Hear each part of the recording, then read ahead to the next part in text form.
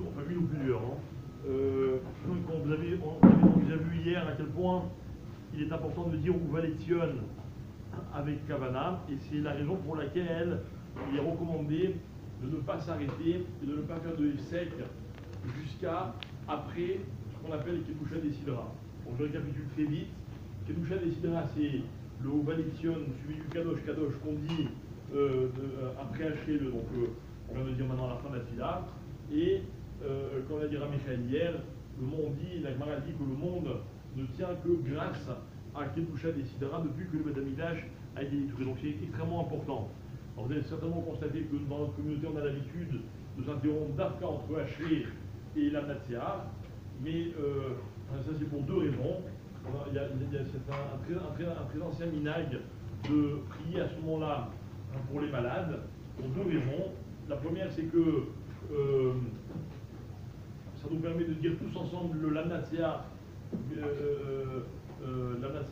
devant les David, et en attendant d'avoir la Kavala de le dire pour la réfoua de tous ces gens malades pour lesquels on a prié. Et également, c'est très important de demander ce qu'on a demandé avant le Kaddish Kabal. Pourquoi? Parce que dans le Kaddish Kabal, on dit Kabal, c'est le Dron, Voton, Chrobet Israël, donc que soient agréées toutes les pilotes de tout le peuple juif, et tout le petit mot il répond Amen. Donc ça veut dire qu'en fait, le Chazan, il est mis Kaven, il est à la Kavana, enfin, il est censé avoir la Kavana, de demander à Hachem que toutes les pilotes qu'on a dit jusqu'à maintenant, dans cette synagogue et dans le monde entier, elles soient agréées. Il y a tout un petit mot qui dit Amen, évidemment, ça a une force colossale. Voilà pourquoi on s'efforce de prier pour les malades avant de dire le Kaddish Kabal et aussi avant le Lamnatser. Pour toute autre raison, il est recommandé de ne pas s'interrompre s'il y a une annonce à faire dans une synagogue ou quoi, de la faire ou bien avant Hachré, ou bien alors après le Kaddish Kabal. Et c'est la raison pour laquelle il est recommandé dans la mesure du possible de ne pas sortir de la synagogue malgré qui est très pressé avant Uvaletzion, à cause de l'importance que cela revêt, comme on l'a vu il y a quelques instants. On a donc l'habitude de dire le Kaddish Kabal après la Kedusha des Sidra, sauf, c'est quoi l'exception? Quand est-ce qu'on dit le Kaddish Kabal avant Kedusha des Sidra? Il y a des pros? Encore c'est quand il y a un Moussaf.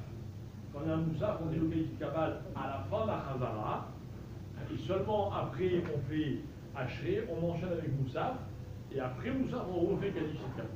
D'accord? Voilà, bon, ça c'est un petit peu pour les grands connaisseurs. Maintenant, avant de terminer la prière, on dit, comme vous le savez, on dit le Kétoret. Alors le Kétoret, il y a deux avis. Certains disent qu'il faut le dire au moins 2 fois par jour, et d'autres disent qu'il faut le dire 3 fois par jour. D'accord? Maintenant, ce qui est impératif, qui est vraiment fortement recommandé, c'est de dire le Kétoret en le lisant dans un texte et de ne pas le dire par cœur. Pourquoi? Parce que dans le Kétoret, il y avait 11 encens, 11 samamanim, et là-bas, le texte dit, comme vous le connaissez tous, si jamais quelqu'un oublie à l'époque du Beth Amikdash, évidemment, de mettre un des samamanim, au lieu d'en mettre les 10, au lieu de 11, il est Chayav Mita, on le dit, on le répète. D'accord? Maintenant, de nos jours, on ne fait plus vraiment le Kétoret, mais comme on fait un Zecher et Kétoret, alors, pour ne pas oublier l'importance de cette chose-là, c'est bien de le lire dans le texte pour être sûr de ne pas oublier un des samamanim.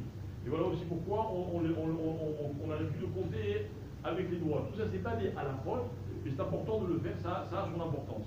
Maintenant, le Zohar, il dit comme ça, pour ceux qui ont besoin un petit peu de chizouk pour le Kétoret, le Zohar, il dit,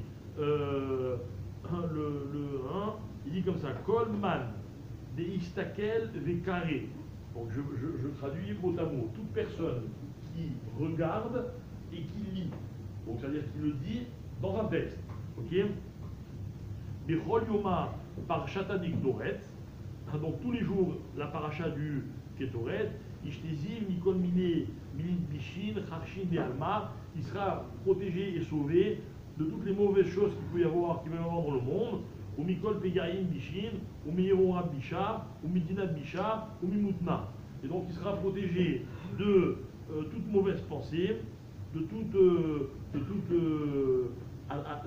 atteinte mauvaise de toutes sortes, et il sera protégé d'un mauvais dîn, d'accord, et de la mort. Alors, franchement, c'est une affaire, quoi.